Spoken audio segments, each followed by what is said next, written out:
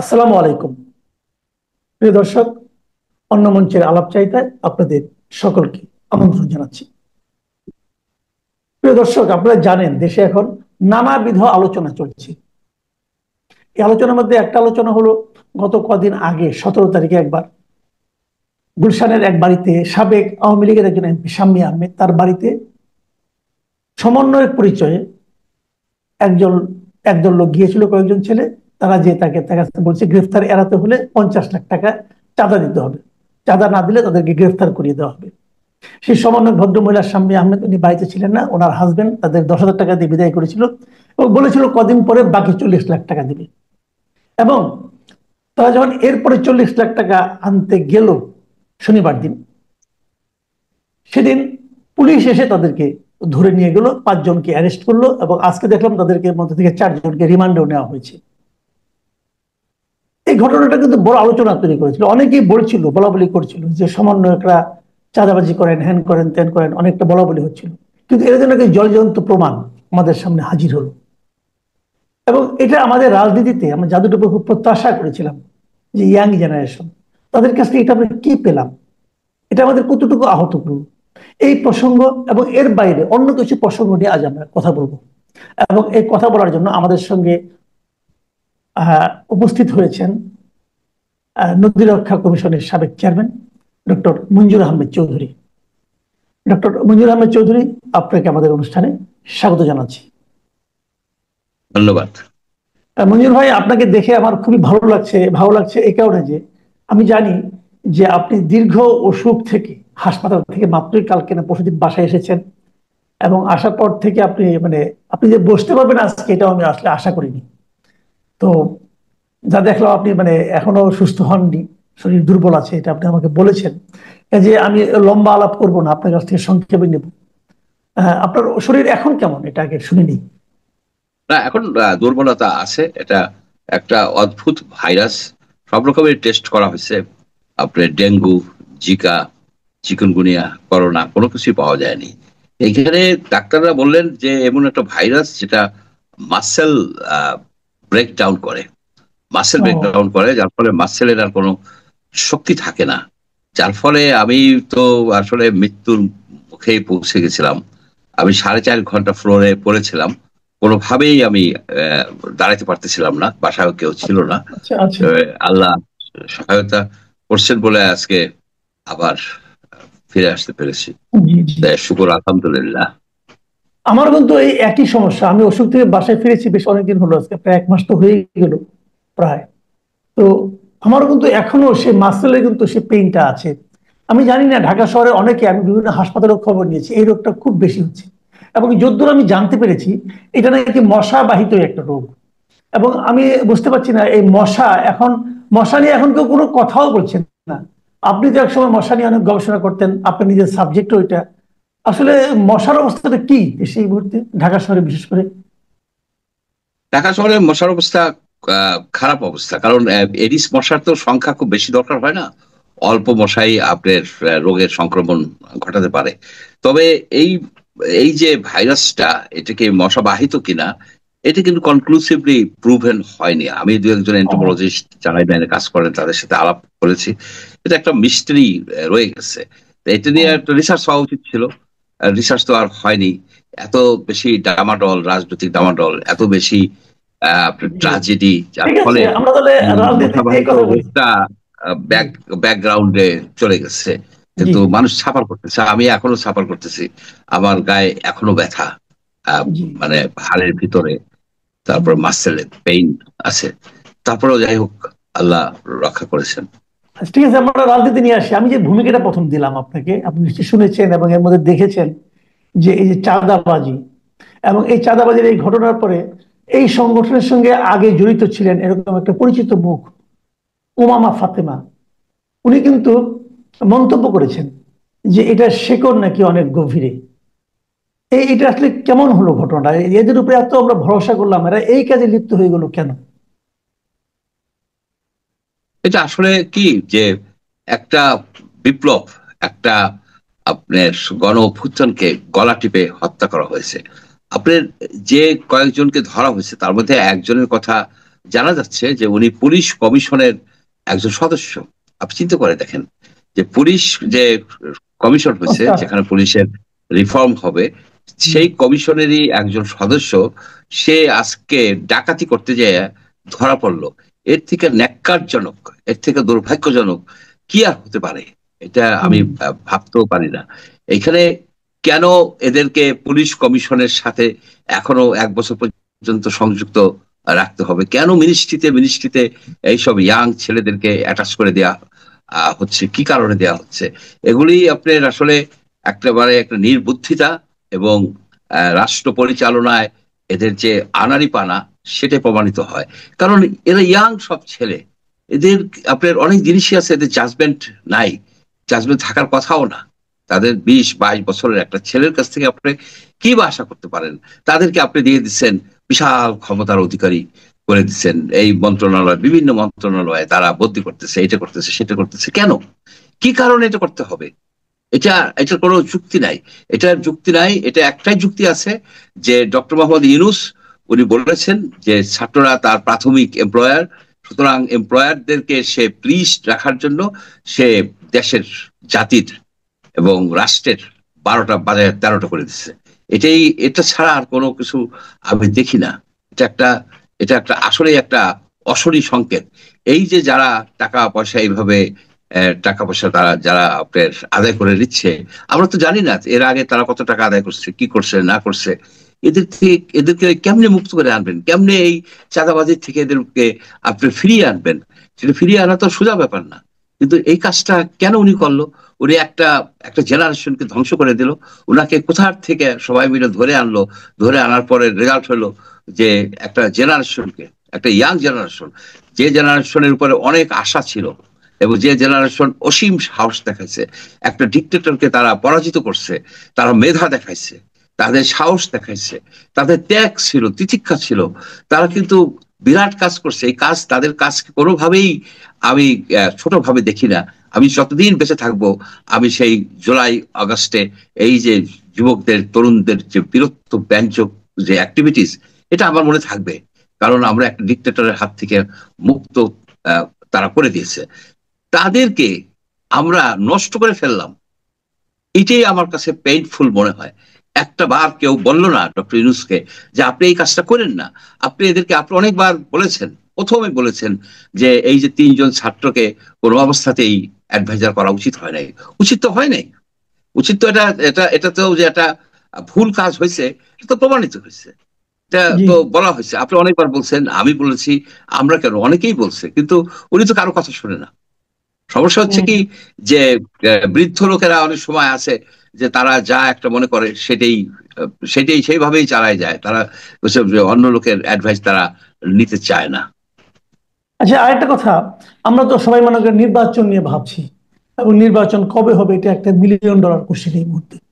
তো কালকে দেখলাম হঠাৎ করে এই যে জাতীয় পার্টি, যেটা কাজী জাফরের যে অংশটা, ক্ষুদ্র অংশটা, সেটা যিনি সভাপতি মোস্তফা জামাল হায়দার, ওনারা একটা গ্রুপ গিয়েছে, ওনারা এক না, বেশ কয়েকটা রাজনৈতিক দল কালকে প্রধান উপদেষ্টার সঙ্গে দেখা করেছেন, সেখানে ওনার দলও ছিল। তো উনি বের হয়ে এসে বললেন যে প্রধান উপদেষ্টা নাকি বলেছেন যে 4-5 দিন, 5-6 দিনের মধ্যে উনি নির্বাচনের তারিখটা ঘোষণা করবেন। তো আপনার কি মনে হয় যে আসলে প্রধান উপদেষ্টা এরকম বলেছেন, নাকি উনি কি শুনতে কি বুঝেছেন, নাকি উনি বলেছেন কিন্তু সেটা আসলে বাস্তবায়ন করবেন, নাকি উনি আসলে 5-6 দিন পরে উনি নিজেও ভুলে যাবেন? না, ওনার কথার উপরে তো আমরা আস্থা রাখতে পারি না। আমাদের আস্থা রাখার কোনো কারণ নেই। আপনি এটা ফোরামটা দেখেন, যে উনি যখন একটা ঝামেলায় পড়ে, যেমন ধরেন একটা বিশাল ট্রাজেডি হয়ে গেল, যে হুম, কতগুলি ছেলে মেয়ে, একেবারে আপনার শিশু, কিশোরী, কিশোর, তারা একেবারে আপনার নিদারুণ একটা পরিস্থিতিতে তারা মৃত্যুবরণ করলেন। এটা, এটা একটা ন্যাশনাল ইস্যু। এই ন্যাশনাল ইস্যুতে ওনার যে রিয়াকশন, ওনার যে হাসি মুখ, ওনার যে অ্যাক্টিভিটিস, এটা পীড়াদায়ক।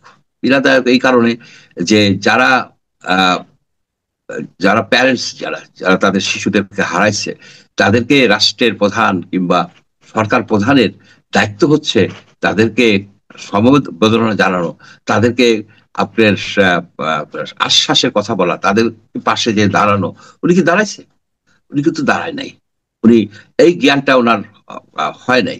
উনি যখন এরকম হয় তখন করে কি, কয়েকটা দল, চারটে পাঁচটা, এদিকে চারটে পাঁচটা দল অথবা আটটা দশটা দল, এদেরকে আইনে কি কি বলে সে কথার কোনো মানে হয় না।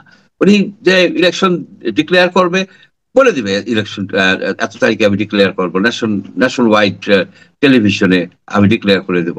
সেটা মুস্তফা জামাল হায়দারের কাছে কানে কানে বলার কি দরকার আছে? সুতরাং ওনার কথায় আমার কোনো আস্থা নাই, আমি বিশ্বাসও করি না যে উনি অ্যাকচুয়ালি ইলেকশন করার মতো যে এবিলিটি, যে অ্যাকুমেন, যে যে যোগ্যতা, সেই যোগ্যতা ওনার নাই। এটা মানে মানতেই হবে।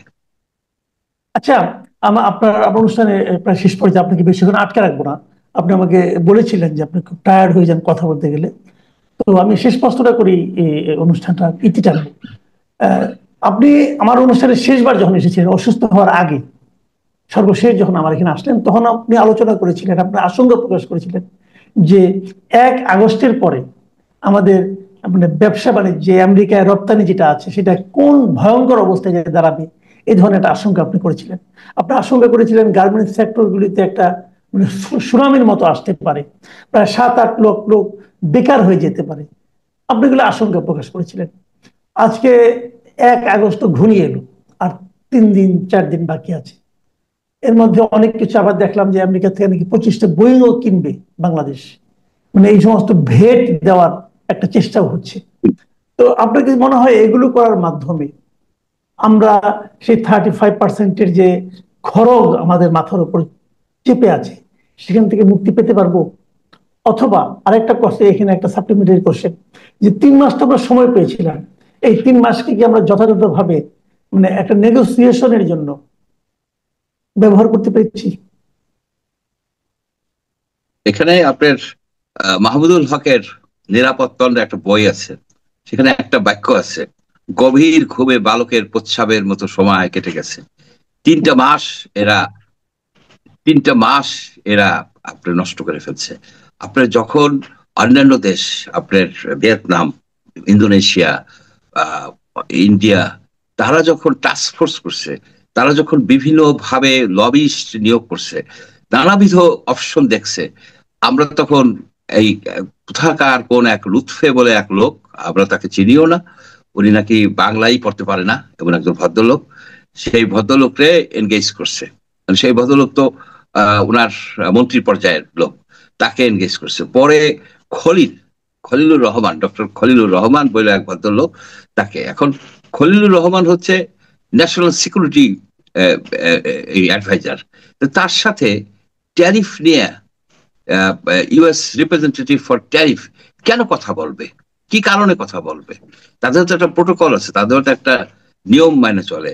যখন দেখছে যে আহ, পরিস্থিতি খুবই জটিল হয়ে গেছে, সেই সময় আপনার এই আপনার কমার্স মিনিস্ট্রিকে ইনভলভ করছে, অন্যান্য কিন্তু তারপরেও যারা অ্যাকচুয়ালি স্টেক হোল্ডার, আপনার সেদিনকে কালকে আমি শুনতেছিলাম, একে একে আজাদের যে বক্তব্যটা খুবই আপনার খুবই টাচিং।